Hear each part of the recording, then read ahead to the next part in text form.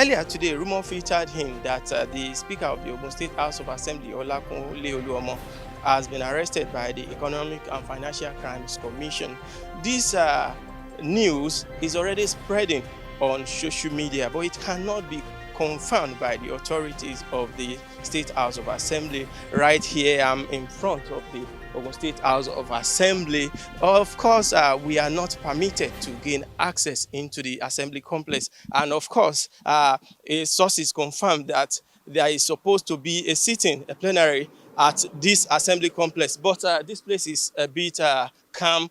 It seems no activity. Even the parking space seems to be deserted. It seems no activity is taking place here. And of course, the Speaker of the Assembly, Olakunle Oluomo, joined other APC speakers yesterday in Abuja to add a meeting. They had a meeting with the APC presidential candidate, Bola Ahmed Tinubu. And of course, the report that we are getting is that the speaker was on his way from Abuja to Abeokuta before he was actually, apprehended at the Murtala Mohammed International Airport. But the situation is that this issue of Economic and Financial Crimes Commission and the Ogun State House of Assembly Speaker has been on for a while, since last year, and it actually came up when former Deputy Speaker, Honorable Dari Maba Kadiri, actually alleged that the Speaker was mismanaging the resources of the Assembly.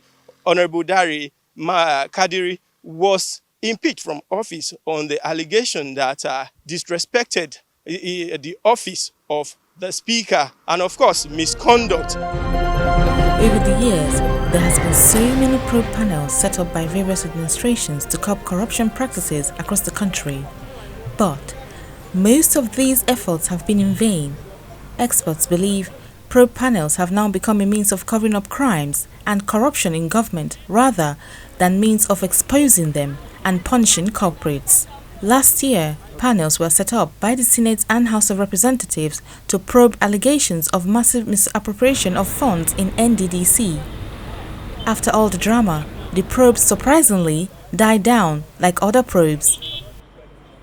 It is therefore not surprising that the nation has been unable to curb corruption while many infrastructure projects remain uncompleted.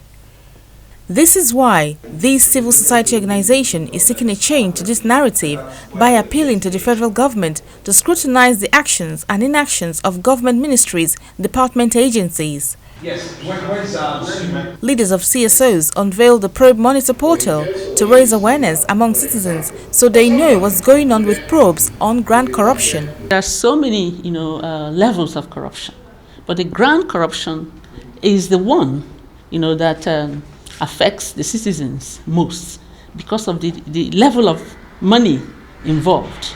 544 cases are still ongoing. 3 have been concluded, but no action have been taken, while 200 plus cases have spent 1,000 days without any action by probe panels. The leadership of the Academic Staff Union of Universities Bauchi Zone, comprising chairpersons of the union from both state and federal universities that made up the zone, are gathered at this hall to brief journalists on their stand on the lingering ASUU strike action in the country. It is now 6 months since lecturers in the federal and state universities in Nigeria embarked on an industrial action to demand for the proper funding of the university system by the federal government. All meetings between ASUU and the federal government for a way forward on the matter since February have been deadlocked. The recent response, reactions, and claims made by the Minister of Education Adamu on the strike action lays the basis for this press briefing. Professor Lawal Ibrahim is the Bauchi Zonal Coordinator of ASUU. He first counters the claim by the Minister of Education that the struggle by ASUU is aimed only at improving the welfare of its members and not in the interest of the country. We are so surprised that the boldness and sudden twist of the minister for declaring war on the very institutions he is supposed to develop, including the students, parents, and lecturers. The nation owes a debt of gratitude to us, and the strike should not be called off until government accepts to do and does what is required. restating its support to the ASUU national leadership in the ongoing struggle. Professor Lawal says the federal government's implementation of the MOU with a meaningful engagement of ASUU is the only way to resolve the standoff. We will not waver, we will not be distracted.